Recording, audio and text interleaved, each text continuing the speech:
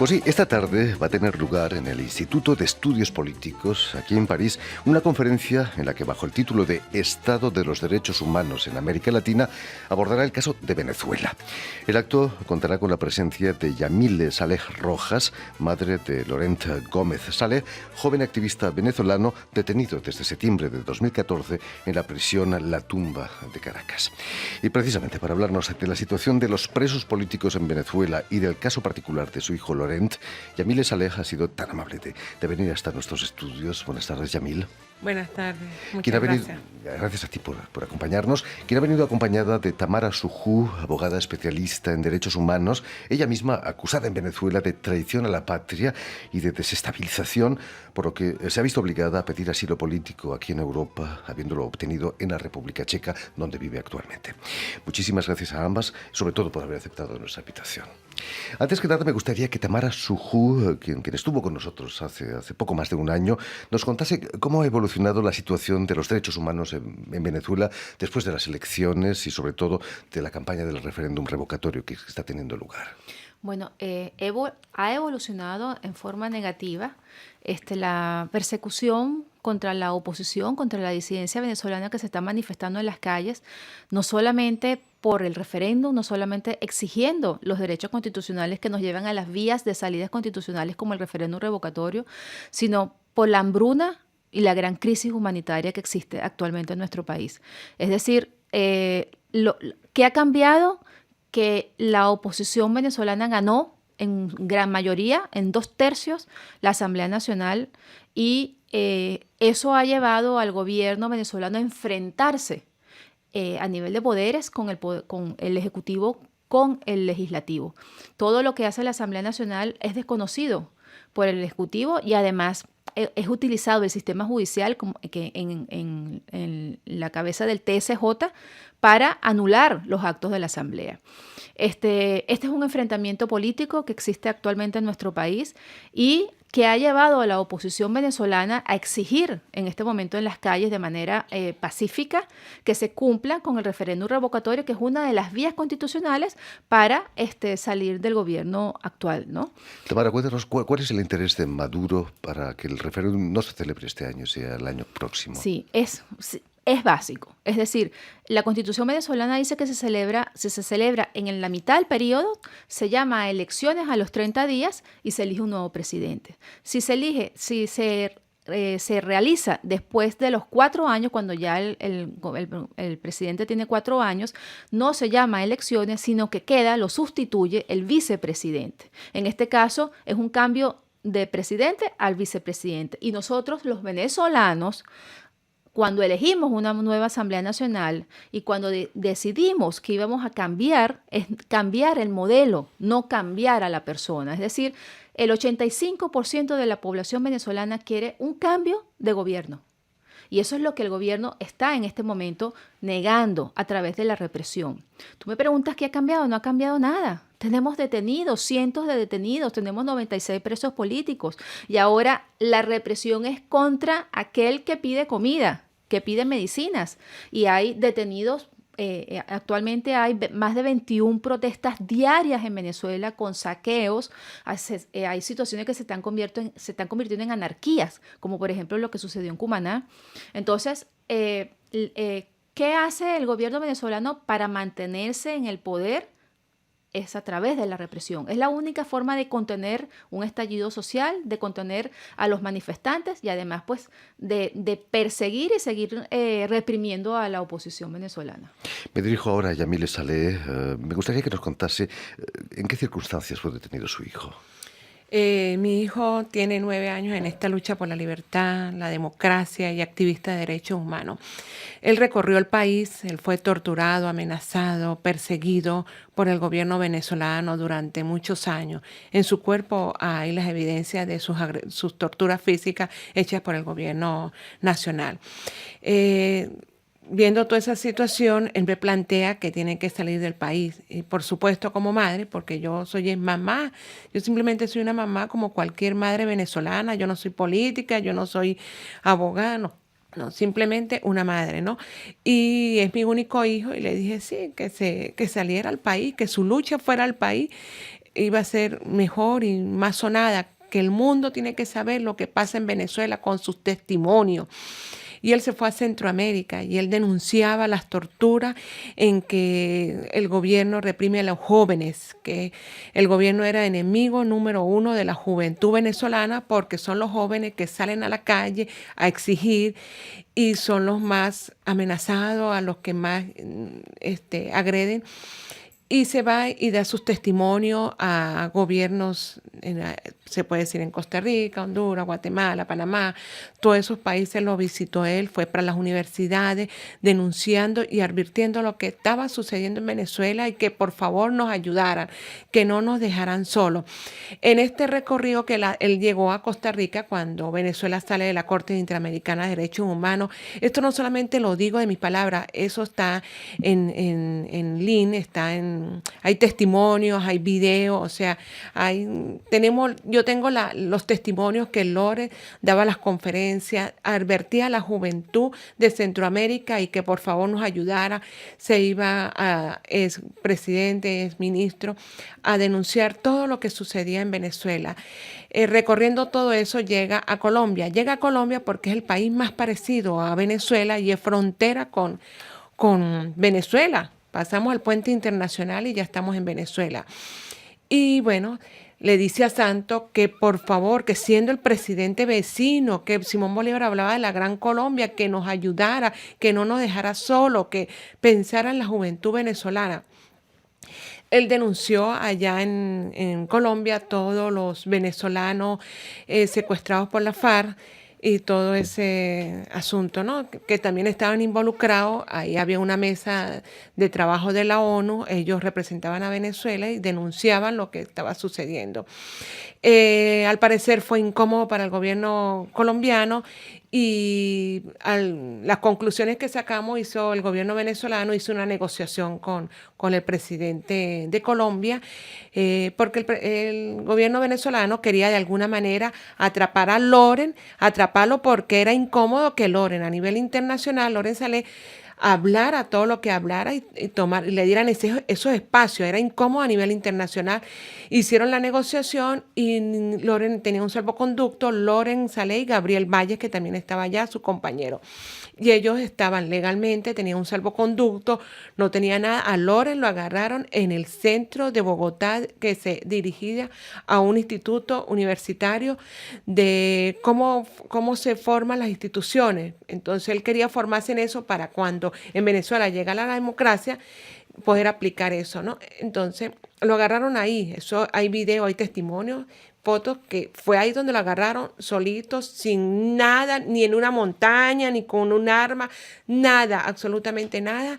Y llega el gobierno colombiano, lo agarra, no da ningún tipo de explicación, no le permite una llamada telefónica, no le permiten nada, no le decían para dónde lo llevaron, lo montaron en un avión, lo llevaron a Cúcuta. Al llegar a Cúcuta reconoce que es Cúcuta, que es frontera con el estado Táchira. Y tampoco, ahí fue golpeado fuertemente porque Loren Saleh decía, ¿para dónde me van a llevar? ¿Para dónde me van a llevar? Y no solamente es que lo dejan en el puente internacional Simón Bolívar, sino que lo entrega a la policía política de Venezuela. O sea, aquí está aquí está el premio, aquí lo entregamos. Eso fue un jueves y al día siguiente Gabriel Valle también estaba en Cúcuta. Él estaba denunciando en una emisora, lo agarraron saliendo de la emisora en un centro comercial, absolutamente sin nada. Son dos jóvenes que agarraron y se lo entregaron al gobierno venezolano y bueno, fue bastante fuerte porque durante 3 días yo no supe de Loren, se denunciaba y la sorpresa mía que de todo que lo meten en una cárcel llamada La Tumba. Nadie conocía lo que era La Tumba. Les voy a decir que La Tumba existe, es una cárcel que queda 15 metros bajo tierra en el sótano 5. Esas eran las bóvedas de un banco. O sea, esa es la realidad. Yo les hablo con el corazón y les hablo con la verdad. Ellos mismos quedaron sorprendidos porque no sabían de la existencia de eso. Y mucho menos está en el corazón de Caracas, en el edificio de máxima seguridad de Venezuela, que es el SEBIN. Esas eran las bóvedas del banco y bueno, ahí están, son 7 celdas y 3 seres humanos. Allá hay 2 jóvenes, que es Loren Saleh, que es mi hijo, mi único hijo, Gabriel Valle, que es mi otro hijo de lucha, y el señor Juan Miguel de Sosa, que está detenido por tuitear, que es un señor que tiene 52 años y parece que tuviera 70. Durante 8 meses le violaron todos sus derechos humanos, todos. O sea, no tenían derecho ni siquiera a tener un reloj. No, ahí solamente es blanco, negro y gris. Son celdas 2x3. Eso es un laboratorio. Yo les advierto y les digo, eso son laboratorios. Eso no puede continuar, eso no puede existir en ningún país. Eso es violación a los derechos humanos. Me dirijo a Tamara Soglu. Tú has sido exiliada política, has sufrido la persecución. ¿No te da miedo un caso como el de Laurent? Bueno, después de haber visto todo lo que pasó, todo lo que sucedió en el año 2014, de lo que eran capaces los organismos de seguridad del Estado, no solamente de torturar a niños de 13, 14, 15 años, sino de torturar terriblemente a personas, a mujeres, a personas incapacitadas, a jóvenes que simplemente estaban en la calle manifestando o que estaban en las aceras y los agarraban y se los llevaban y los torturaban durante toda una noche. Cuando yo me fui de Venezuela en julio del 2014, yo me fui sabiendo que el gobierno venezolano era capaz de matar a nuestros jóvenes con un tiro en la cabeza. Y a los que no mataba con un tiro en la cabeza, les disparaba en las piernas, a quemarropa, les disparaba en la espalda, o sea, les causaba lesiones para que quedaran marcados. Entonces, conocer que existe la tumba, conocer que existe un centro como dice Yamile, en el corazón de Caracas, forma parte del complemento, ese panorama que uno puede hacer de lo que es el gobierno venezolano y el sistema represivo. Porque no solamente existe una tumba, existen varias tumbas. Los militares tienen una cárcel en la División de Inteligencia Militar en Boleíta, donde quedan un segundo sótano, y desde hace mucho tiempo, desde hace años, porque es que no es nuevo el sistema de encarcelamiento, de aislamiento celular o de torturas blancas, donde han sido torturados muchos militares detenidos por el gobierno venezolano en celdas, aislados, sin ventilación, sin luz.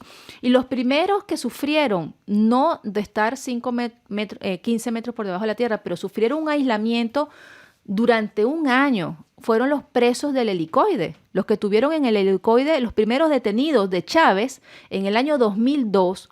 Los comisarios estuvieron presos en el helicoide, que es un coso, que no es subterráneo, pero que durante un año en el sitio donde los tenían detenidos no tenían ni ventanas ni luz natural.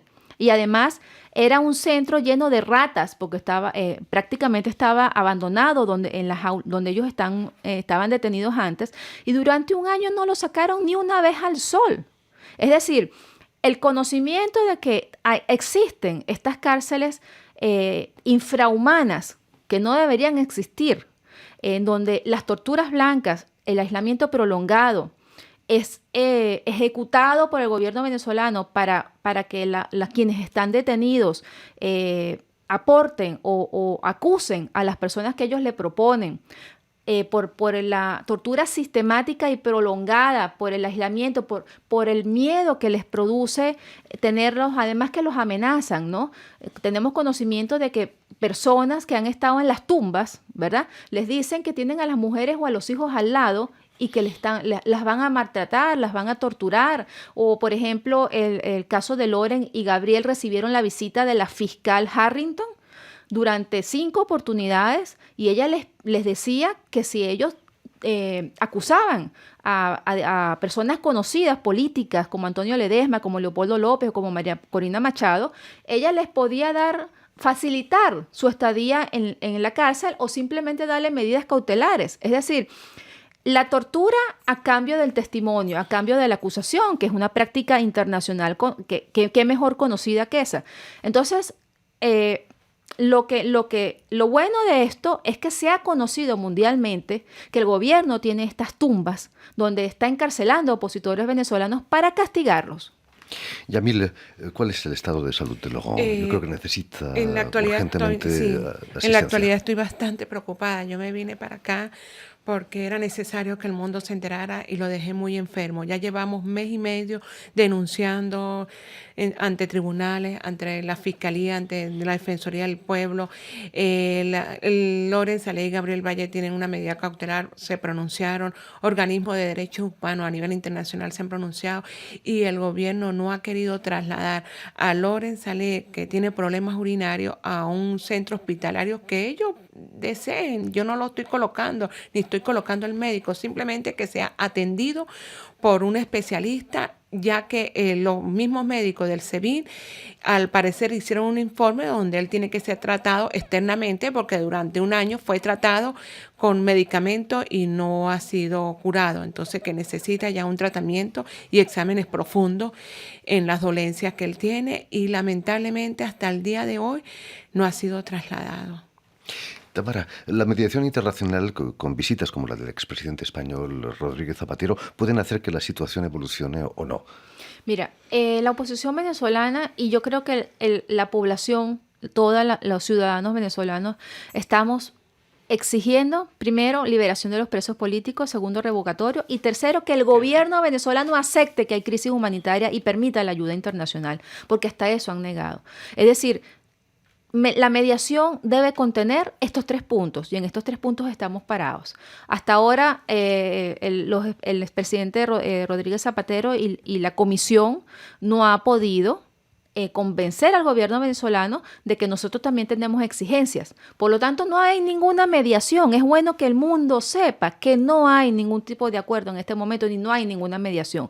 El gobierno necesita desesperadamente, antes de la audiencia del 21 de mañana y del 23, llamada por Almagro en la OEA, que el mundo crea que ya hay mediación y que ya hay conversación con la oposición, cosa que es falsa, porque nosotros tenemos unos puntos, que son esos 3 puntos, y ellos tienen otros, ¿no? Y no hay ningún tipo de consenso. El gobierno no quiere liberar a los presos políticos y el gobierno no quiere un referéndum revocatorio este año. Lo dijo Maduro la semana pasada. Olvídense del revocatorio este año. Esas fueron sus palabras. ¿Cuál puede ser la solución, Tamara? ¿Negociaciones internacionales? Yo creo que la comunidad internacional, los países de Europa, de América, tienen que ayudarnos a que por la vía constitucional, porque la mayoría de los venezolanos no tenemos armas, no tenemos poder, lo único que tenemos es el sistema legal venezolano, que es la Constitución, que es la que nos da el referéndum revocatorio, es que nos apoyen, es que sienten al gobierno venezolano en el banquillo y lo obliguen a cumplir con la Constitución. Eso es todo. Cumplir con lo que dice la Constitución es lo que estamos pidiendo y es lo que en lo que nosotros pedimos a la comunidad internacional que nos ayude, a que le digan al gobierno venezolano que tiene que cumplir con las vías constitucionales de salida pacífica, porque estamos a punto de un enfrentamiento social. Esperemos que esa presión que estáis realizando sirva para algo, que la situación evolucione. Muchísimas gracias. Sepan que esta tarde tendrá lugar en el Instituto de Estudios Políticos, aquí en París, la conferencia del Estado de los Derechos Humanos en América Latina, en el caso de Venezuela, con la participación de Yamile Saleh, madre de Laurent Gómez Saleh, detenido en Venezuela, y de la abogada exiliada en la República Checa, Tamara Soju. Muchas gracias a ambas, sobre todo, y que siga vuestra lucha. Y si quieren volver a escuchar íntegramente esta entrevista o incluso verla en vídeo, lo pueden hacer en nuestra página web RFI en español o en la página Facebook de la emisión El Invitado de RFI. Y sobre todo, permíteme saludar también a Didier Chorus, que han estado detrás de los cristales a cargo de la realización visual y sonora, por supuesto, de esta emisión. Gracias de nuevo y que siga vuestro combate en defensa de los derechos humanos. Muchas gracias a ti, Jordi.